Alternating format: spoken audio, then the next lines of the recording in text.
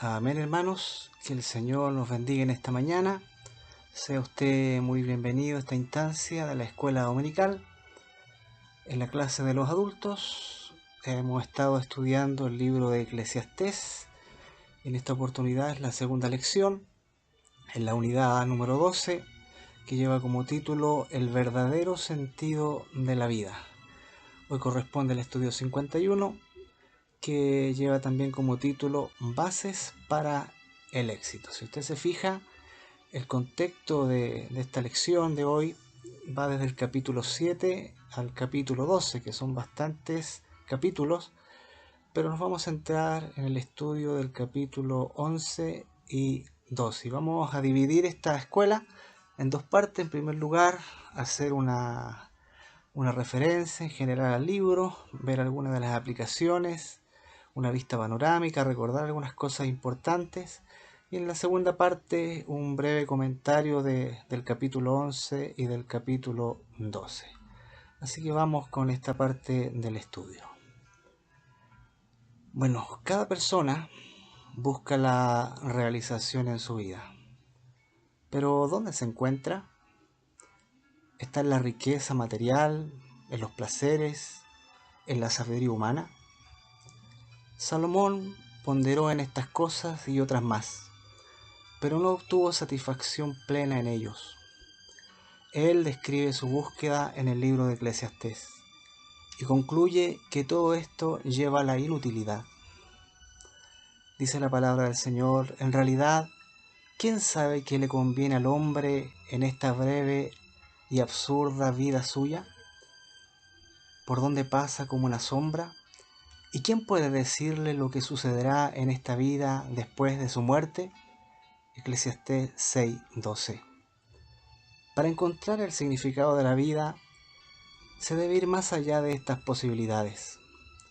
La verdadera y permanente satisfacción solo se puede encontrar en una relación personal con Dios. Para entender este libro, es esencial saber el significado de dos expresiones hebreas.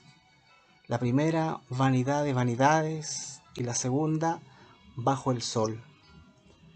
La palabra vanidad ocurre 37 veces e indica la inútil, huidiza y misteriosa naturaleza de la vida. Y la frase bajo el sol ocurre 29 veces e indica una perspectiva secular de la vida.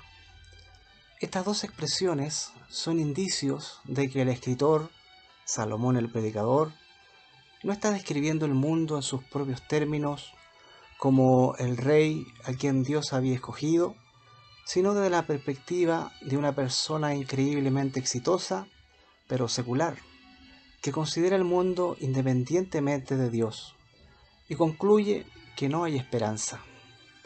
En última instancia, la respuesta a la desesperación se encuentra en la misma palabra del Señor, que dice: teme a Dios y guarda sus mandamientos.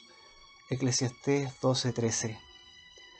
Dios inspiró al hombre a quien había dotado con más sabiduría para escribir el libro de Eclesiastés. Ponga atención lo que dice la palabra del Señor. Dios le dio a Salomón sabiduría e inteligencia extraordinarias. Sus conocimientos eran tan vastos como la arena que está a la orilla del mar. Sobrepasó en sabiduría a todos los sabios del Oriente y de Egipto. En efecto, fue más sabio que nadie, más que Tan el Esraíta y más que Man, Calcol y Darda, los hijos de Mahol. Por eso la fama de Salomón se difundió por todas las naciones vecinas. Compuso 3000 proverbios y 1005 canciones. Disertó acerca de las plantas, desde el cedro del Líbano hasta el hisopo que crece en los muros. También enseñó acerca de las bestias y las aves, los reptiles y los peces. Los reyes de todas las naciones del mundo que se enteraron de la sabiduría de Salomón enviaron a representantes para que lo escucharan, como lo atestigua Eclesiastés 1:1 y Eclesiastés 1:12. Salomón escribió para la juventud, como lo vemos en la palabra. Dice: alégrate, joven, en tu juventud, deja que tu corazón disfrute de la adolescencia, sigue los impulsos de tu corazón y responde al estímulo de tus ojos, pero toma en cuenta que Dios te juzgará por todo esto, Eclesiastés 11:9, pero también escribió para su hijo en particular. Dice la palabra del Señor: además de ellas, hijo mío, ten presente que el hacer muchos libros es algo interminable y que el mucho leer causa fatiga. Eclesiastés 12:12. Pero lo que él escribió es útil para todos. Prácticamente Salomón tenía recursos ilimitados para procurar responder a la pregunta que aparece en este libro muchas veces: ¿qué provecho tiene el hombre en toda su obra? Para descubrir la respuesta, él investigó por muchos medios de la vida: la sabiduría, el placer, la riqueza e incluso la experiencia religiosa. Después de sus intentos para descubrir la buena vida, llegó a la sorprendente conclusión de que nada hay mejor para el hombre que comer y beber y decirse que su trabajo es bueno. Eclesiastés 2:24. Salomón da muchas exhortaciones sensibles en Eclesiastés, instando a los lectores a tratar de vivir una vida buena. Sin embargo, el razonamiento de bajo el sol lleva a la conclusión de que el gozo, la sabiduría y la moralidad conducen al mismo fin. La muerte le toca a todos por igual y es el fin de todo.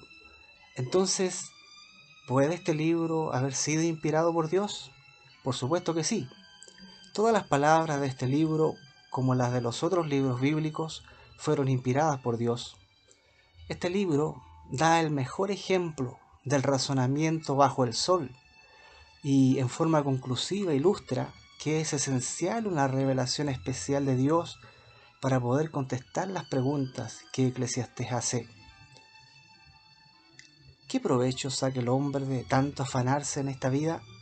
Vamos a encontrar varias veces esta pregunta en este libro, Eclesiastés 1:3. El nombre del libro significa predicador o el que llama a asamblea. El libro de Eclesiastés se lee en la fiesta anual judía de los tabernáculos. Salomón escribió 3 libros del Antiguo Testamento. Probablemente haya escrito el Cantar de los Cantares durante su juventud, los Proverbios en su madurez y Eclesiastés en su vejez, cerca del tiempo de su muerte en el año 931 a.C. El libro de Eclesiastés motiva al lector a buscar las respuestas de Dios a los problemas de la vida y no conformarse con el razonamiento bajo el sol como un medio de llegar a soluciones absolutas. En última instancia, la respuesta al significado de la vida está en obedecer a Dios y gozar de su compañerismo. Recordemos algunos datos esenciales de este libro, como por ejemplo el propósito. ¿Cuál fue el propósito de este libro? Bueno, salvar a las futuras generaciones de la amargura de aprender por medio de su propia experiencia que la vida no tiene ningún significado si nos apartamos de Dios. En cuanto al destinatario, ya hemos visto, ¿cierto?, que en primer lugar Salomón escribe para sus súbditos en particular, pero también para toda la gente en general.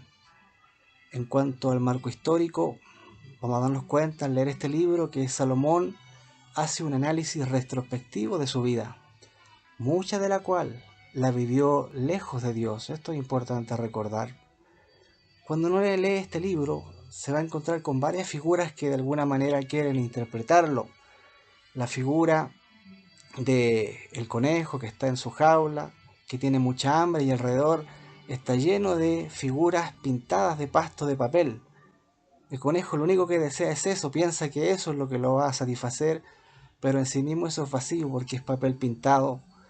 La otra figura es la del niño que va en la mañana al árbol de Pascua, el pequeño, y cree que todas las luces son cosas para comer.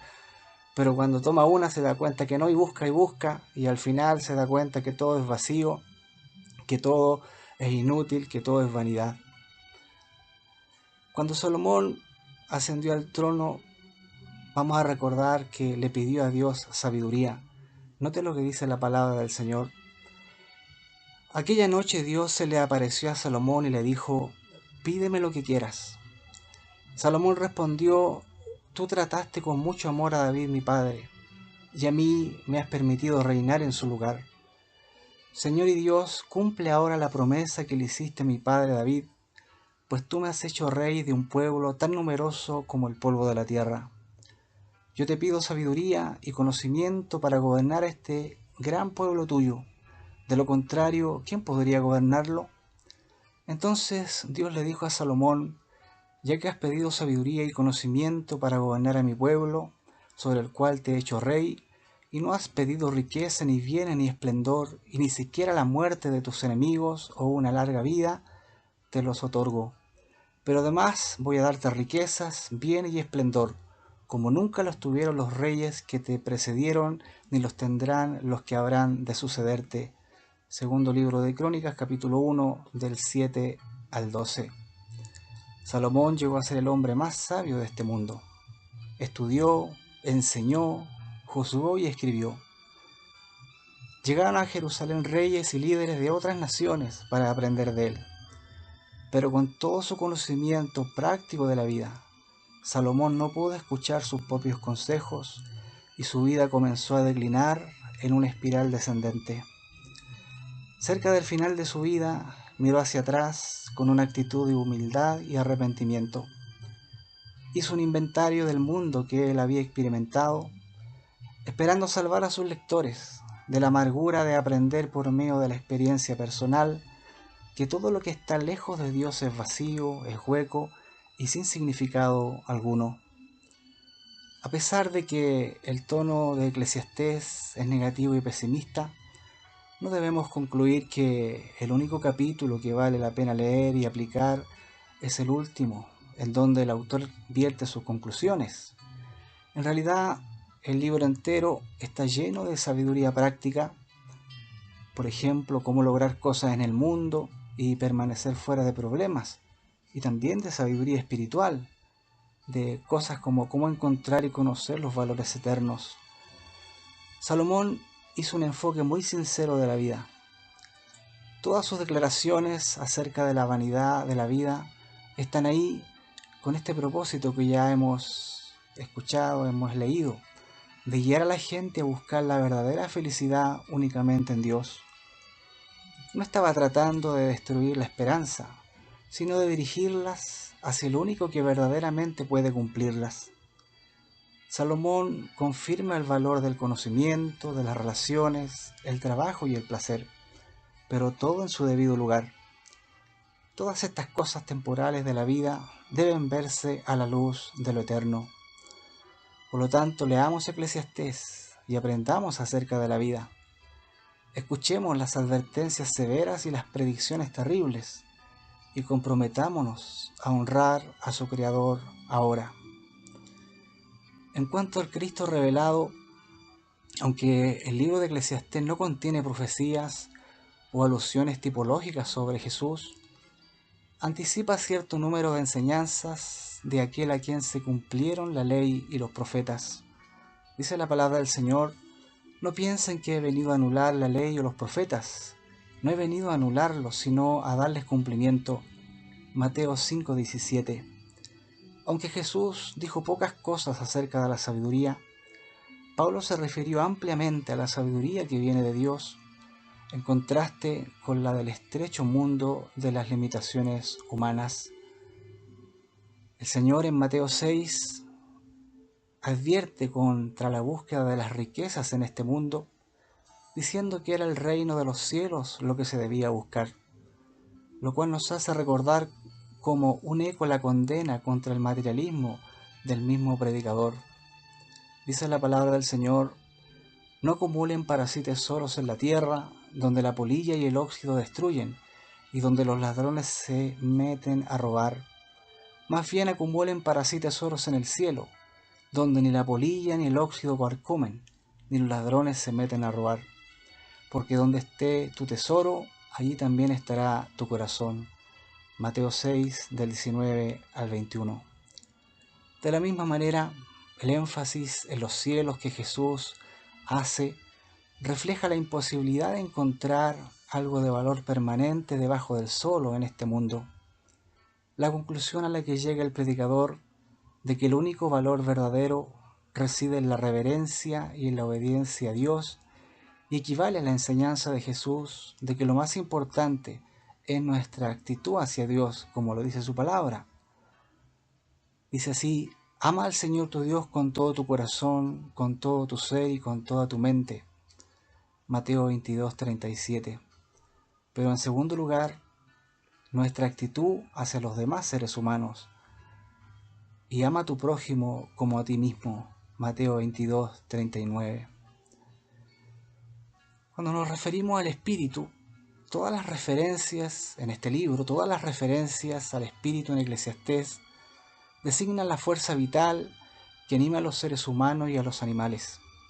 Sin embargo, el libro anticipa algunos de los problemas que enfrentó el apóstol Pablo al definir el uso de los dones espirituales, especialmente en 1 Corintios, el capítulo 12 al capítulo 14. Quienes creen que Dios les habla por medio del Espíritu Santo en sueños y visiones, habrían bien en seguir el consejo del predicador, que no todos los sueños nos comunican los deseos de Dios. Parece como si Pablo tuviese en mente reservas de este tipo cuando habla en 1 Corintios 14:29 y habla del don de lenguas y profecía, al recomendar que una ordenada manifestación de esta naturaleza fuese siempre seguida de un juicio por parte de la asamblea. Asimismo, el predicador va a hacer énfasis sobre la reverencia y obediencia a Dios, anticipando el interés de Pablo por la edificación de la iglesia. Los verdaderos dones espirituales, manifestaciones genuinas del mensaje o acciones milagrosas, deben mantenerse dentro de un espíritu de reverencia a la gloria de Dios por medio de Cristo y para la edificación de los creyentes. Siguiendo con la búsqueda de Salomón, él, como hemos visto a cierta altura de su vida, se propuso encontrar el verdadero sentido de la existencia humana. Estaba resuelto en descubrir la buena vida, ricamente dotado de sabiduría y cómodamente protegido con riquezas, como hemos visto. El rey Salomón pensó que si había alguien capaz de encontrar satisfacción duradera, ese sería él. Pero había una condición autoimpuesta en la búsqueda de Salomón, la cual consistía en que él iba a hacerlo solo por sí mismo. Esperaba que su propio intelecto le capacitaría para descubrir cómo realizarse en la vida, sin tener en cuenta para nada la revelación divina. Sería la exploración de un hombre sin la ayuda de Dios. Iba a buscar lo mejor de la vida debajo del sol. Y vamos a ver que va a llegar a varias conclusiones Salomón. Entonces la búsqueda de Salomón para hallar sentido terminó con la deprimente conclusión de que la vida es vanidad y correr tras el viento. Eclesiastés 1:14. Hasta donde él había podido llegar, sencillamente no valía la pena esforzarse en la vida. No era capaz de encontrar realización o satisfacción duradera. A pesar de toda su riqueza y sabiduría, fracasó en su búsqueda de la buena vida. Y por supuesto, su conclusión fue acertada. Si uno nunca eleva su pensamiento por encima del sol, la vida es un ejercicio de futilidad, es algo que no tiene sentido.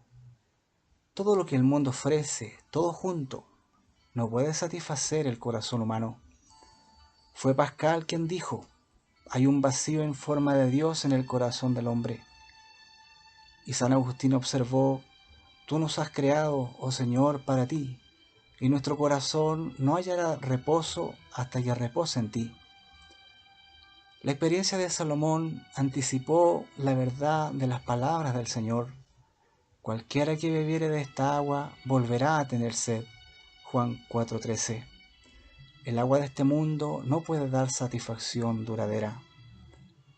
La búsqueda de Salomón por la realización o por la realidad fue tan solo una fase temporal, un mero capítulo de su biografía. Ignoramos cuál era su edad cuando se embarcó en la búsqueda filosófica de la verdad, pero aparentemente era bastante mayor cuando escribió el diario de todo esto, según Eclesiastés 11:9.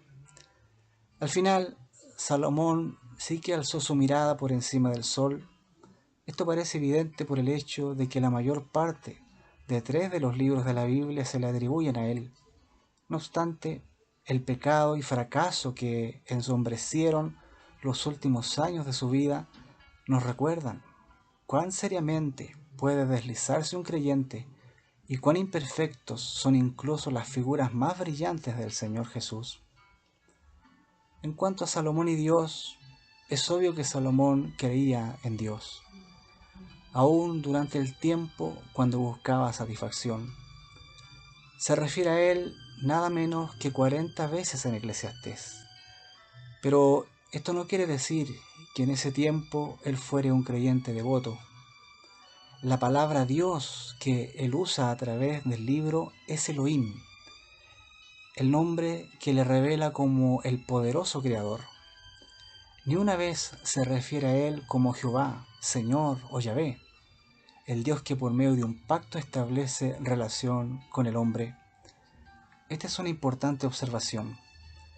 El hombre debajo del sol puede saber que hay un Dios, como nos recuerda el apóstol Pablo, porque las cosas invisibles de él, su eterno poder y deidad, se hacen claramente visibles desde la creación del mundo, siendo entendidas por medio de las cosas hechas, de modo que no tienen excusa.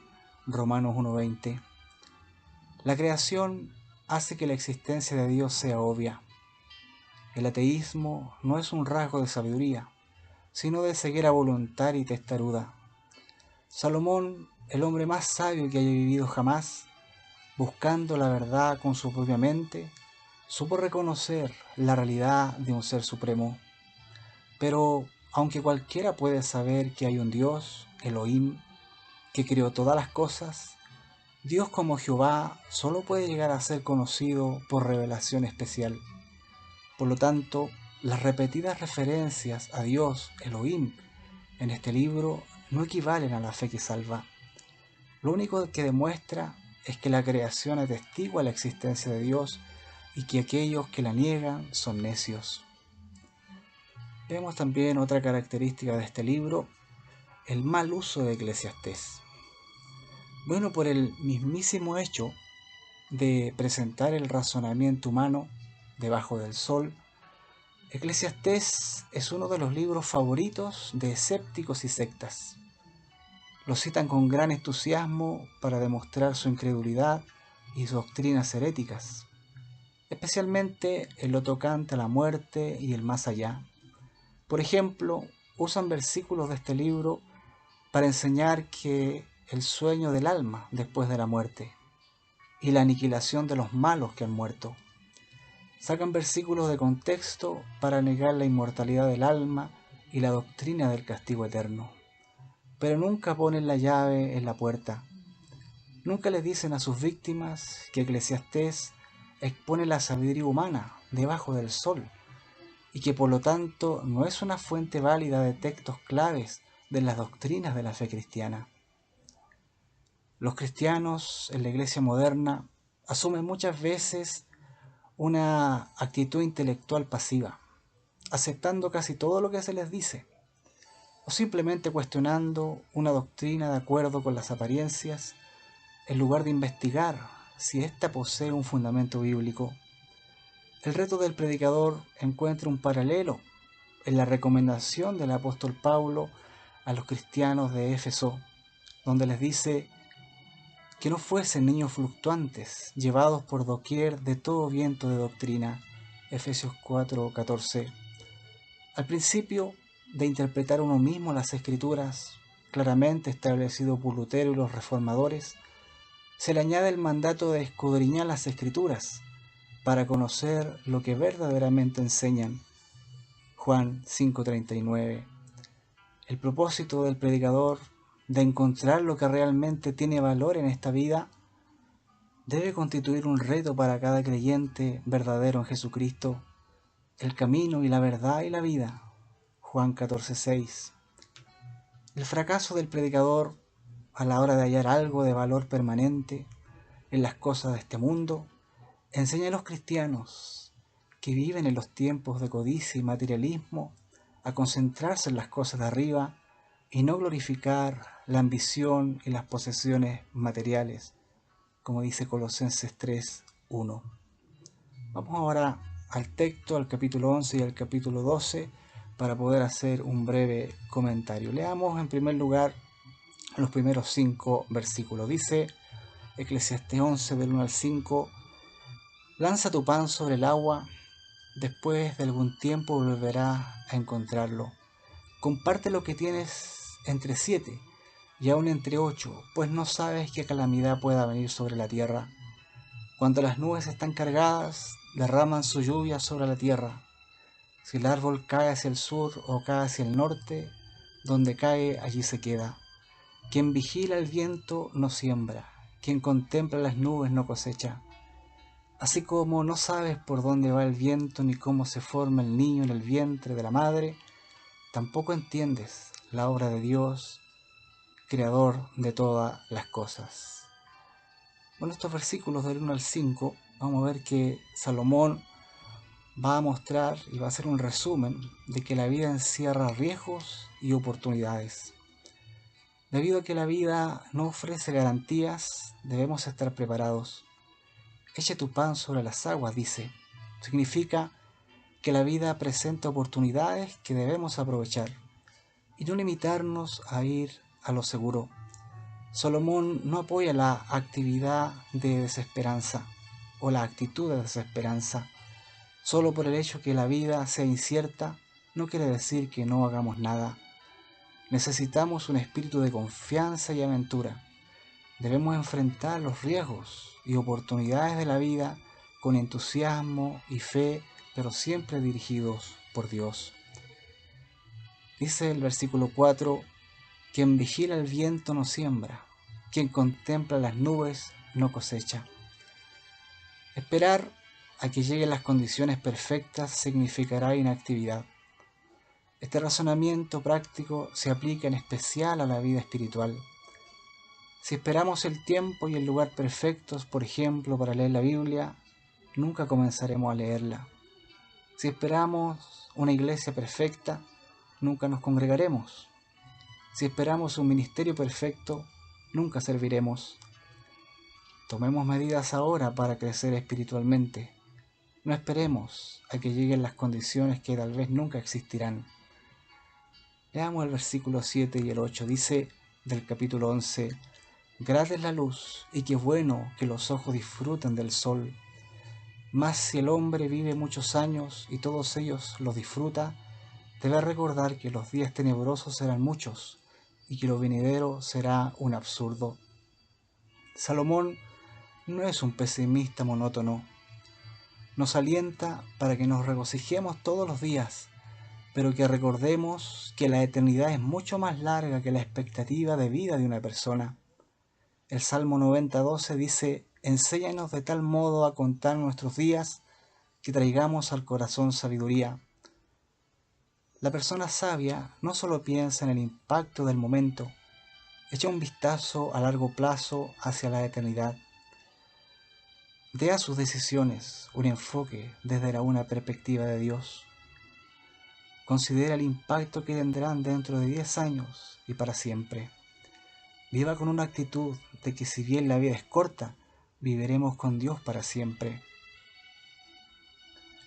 Leamos el versículo 9 y el versículo 10. Dice: alégrate, joven, en tu juventud, deja que tu corazón disfrute de la adolescencia, sigue los impulsos de tu corazón y responde al estímulo de tus ojos, pero toma en cuenta que Dios te juzgará por todo esto. Aleja de tu corazón el enojo y echa fuera de tu ser la maldad, porque confiar en la juventud y en la flor de la vida es absurdo. A menudo escuchamos a la gente decir: no importa, pero muchas de nuestras decisiones son irreversibles. Permanecerán con uno el resto de la vida. Lo que uno hace cuando es joven sí importa. Disfrute de la vida ahora, pero no haga nada físico, moral o espiritual que pueda impedirle disfrutar de la vida cuando sea viejo. Pasemos ahora al capítulo 12, leamos el versículo 1, dice: acuérdate de tu Creador en los días de tu juventud, antes que lleguen los días malos y vengan los años en que digas: no encuentro en ellos placer alguno. Una vida sin Dios produce una persona vieja, amargada, solitaria y sin esperanza. Una vida centrada en Dios es plena, hace que los años malos, cuando las incapacidades, las enfermedades y los impedimentos pueden ser barreras que nos impiden disfrutar de la vida, nos satisfagan debido a la esperanza de la vida eterna. Ser joven es emocionante, pero la emoción de la juventud puede convertirse en un obstáculo para acercarse a Dios si hace que la gente joven centre su atención en los placeres, en lugar de los valores eternos. Ponga sus capacidades al servicio de Dios cuando todavía sean suyas. Durante la juventud, no las desperdicie en actividades malas o sin significado, que pueden volverse malos hábitos y hacerlo insensible. Busque a Dios ahora. Leamos el versículo 6 al 8. Acuérdate de tu Creador antes que se rompa el cordón de plata y se quiebre la vasija de oro y se estrelle el cántaro contra la fuente y se hagan pedazos la polea del pozo. Volverá entonces el polvo a la tierra como antes fue, y el espíritu volverá a Dios, que es quien lo dio. Lo más absurdo de lo absurdo, todo es un absurdo, ha dicho el maestro. La cadena de plata, el cuenco de oro, el cántaro y la rueda simbolizan la fragilidad de la vida. Con cuánta facilidad nos llega la muerte. Con cuánta rapidez y sin esperarlo podemos regresar al polvo del que salimos. Por lo tanto, deberíamos tener la vida como un recurso que hay que usar sabiamente y no despilfarrarla frívolamente. Dice el versículo 7 y el versículo 8, volverá entonces el polvo a la tierra como fue antes, y el espíritu volverá a Dios, que es que lo dio. Mas lo absurdo de lo absurdo, todo es un absurdo, ha dicho el maestro. Despojados del Espíritu de Dios, nuestros cuerpos regresan al polvo. Despojados del propósito de Dios, nuestro trabajo es en vano. Despojados del amor de Dios, nuestro servicio es vanidad. Debemos poner a Dios primero sobre todo y en todo lo que hacemos, porque sin Él no tenemos nada. Saber que la vida es vanidad sin Dios motiva a la persona sabia a buscar a Dios en primer lugar. Dice el versículo 11, las palabras de los sabios son como aguijones, como clavos bien dispuestos son sus colecciones de dichos dados por un pastor. El aguijón se usaba para mantener al buey y al ganado en marcha. Cuando un aguijón era palabra sabia o una verdad importante, puede ser desagradable cuando se aplica, especialmente cuando se aplica por primera vez, pero nos mantendrá en marcha en dirección hacia Dios. Dice el versículo 12, además de ellas, hijo mío, ten presente que el hacer muchos libros es algo interminable y que el mucho leer causa fatiga.